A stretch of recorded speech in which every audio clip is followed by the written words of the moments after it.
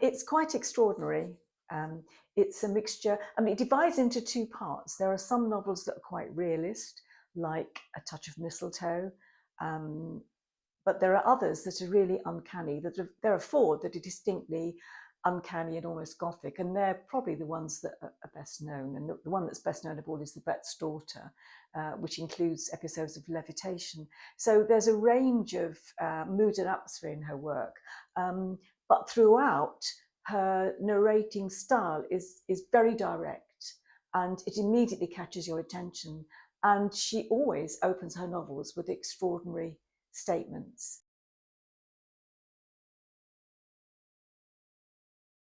It's hard to find someone exactly like Barbara Comyns in terms of her writing. I did think, and I still think, that in some ways she has more in common with earlier American writers like Carson McCullers. There's a famous novel of McCullers which I particularly like called The Member of the Wedding, which is narrated through the eyes of a young girl about 14. And there's something very similar between McCullers and Comyns in the way that they use humour, but the tales are often rather sad and disturbing. Um, I also think I came across a novel the other day, which I hadn't read before, by Elspeth Barker called O Caledonia, which is equally extraordinary. And it's the only novel she ever wrote. She was the wife of George Barker, the poet. And it's set in Scotland, and that is similar in that it features a coming of age, a young girl. It's both funny and horrific in places. In terms of contemporary writers, I can't think of anyone quite like her. Camilla Grudova, who writes short stories, she recently had published The Coiled Serpent, is something like Comyns, but she's much more extreme, I think. Her novels are an arresting and exciting and disturbing mixture of the grotesque and the comic, and there's a streak of satire. And I know she likes Barbara Comyns' work, but I can't think of anyone else who's quite like Barbara Comyns writing today.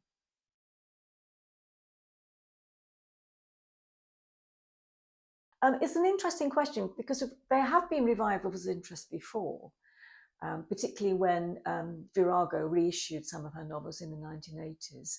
And then later, at the beginning of this century, writers like Elizabeth Jane Howard were saying, you know, she's a great novelist. But then those waves of revival seem to die away without her ever being established as an important novelist of the 20th century. I think now the moment is ripe for Barbara Comyns because we've all read, or a lot of us have read, Angela Carter and Beryl Bainbridge and those 20th century writers who were breaking boundaries. But Barbara Comyns was doing that before they were. So people are now used to a strange mixture of the sardonic and the satiric and the grotesque and the lyrical in the work of writers like those women. And Barbara Comyns was doing that in the mid 20th century and later. So I think readers are much more ready to come to Barbara Comyns and accept the way she writes.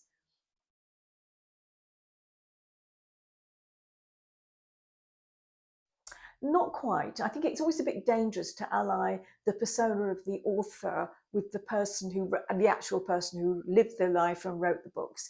And I wouldn't describe Barbara Cummings as mystical. She certainly had a very pronounced sense of humour, and that's something I tried to capture in my biography by quoting from the letters and things she'd written in her diary. Um, but she was, in some ways, a very practical person because she'd had experienced such poverty as a young woman. She was always concerned to have enough money not to want to fall into poverty again. So she was always very focused on wanting her books to make money, making sure that there was enough to feed the children when they were little, and even much later when she was married to Richard Cummings Carr, always worrying about money and being conscious about money. So in many ways, she was very much feet on the ground and practical, but her imagination was wild. And I think that's partly because of her childhood, growing up in a sort of beautiful house in Warwickshire, but also a rather eccentric household in some ways. But perhaps most importantly, because she had an artistic eye and trained as an artist, she became fascinated by surrealism in the late 20s and the 30s. And when she went to the International Surrealist Exhibition in London in 1936, and she knew some of the people who organised it extremely well. she said in one of her novels, she describes female characters having a third eye. Now she's been to the expert, she had a third eye to see with. And I think surrealism had a real impact on her, not only as an artist, but as a writer. So that slight sense of dislocation and sometimes the uncanny and the strange comes, I think, from the artistic side of her personality. And of course, she did go on being an artist, but she began to realise as she got older that it was easier to write than, when she was a housekeeper, she couldn't get hold of, didn't have time to sit and sculpt, but she could write or type on a small typewriter any time of the day. And she got her work published, whereas she never sold much of her own artwork. So she became a writer. Instead of being an artist who wrote on the side, she became a writer who still sometimes painted and sculpted on the side.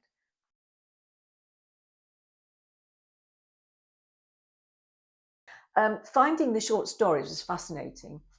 There aren't that many, I haven't counted, but I think there are about 7 or 8, and only 2 have been published. So it was quite exciting to come across these unpublished stories. I think the one that stuck with me most is Sunday Afternoon in St John's Wood, which is the title. This is typical Barbara Comyns. The title suggests to you a pleasant afternoon in a wealthy part of London, a wealthy district, where you have cucumber sandwiches and tea at 4 o'clock. But the story is nothing like that. It is set in St John's Wood, but it's about a woman and her son, and it's based on an experience Barbara Comyns really had with her son Julian, who was then a child. And it's set during the war, after the Blitz and several bombing raids, where they go and peer into houses that have been partially destroyed. And this wasn't uncommon during the war. People would often, as long as it wasn't too dangerous, they'd enter a building because there was no one there. The inhabitants, the owners had fled, and sort of poke around and have a look.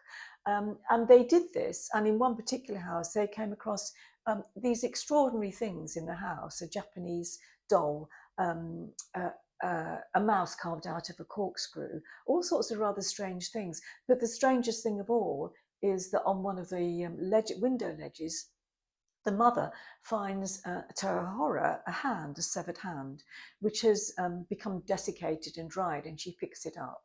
And she laughs.